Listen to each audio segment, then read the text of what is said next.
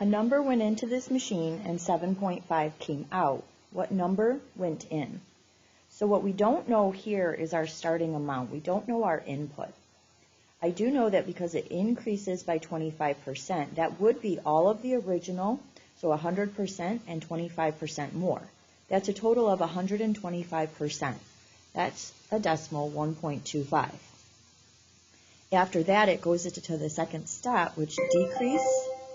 The second step is that it decreases by 25%.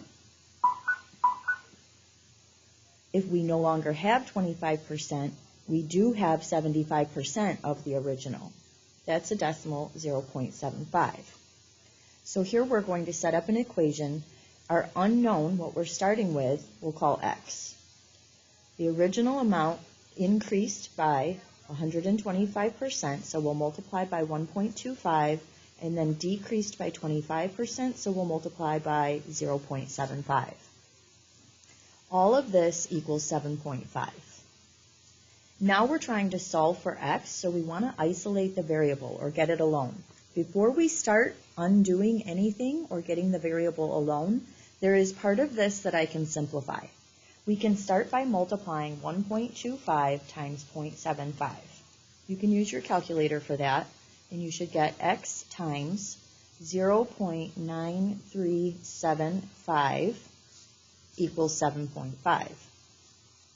Now to isolate the variable, get x alone, we want to undo what was done to it. So we're going to use the inverse or opposite operation of multiplication, which is division. So we're going to divide this whole side by 0.9375. Now that we've thrown off the balance of an equation, we have to accommodate for that. So we need to do the same thing on the other side. We'll divide by 0.9375 on the other side. Any number divided by itself is 1.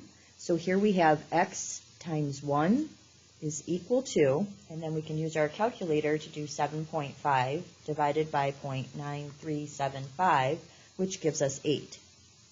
X times 1 is just x. 1x is just x.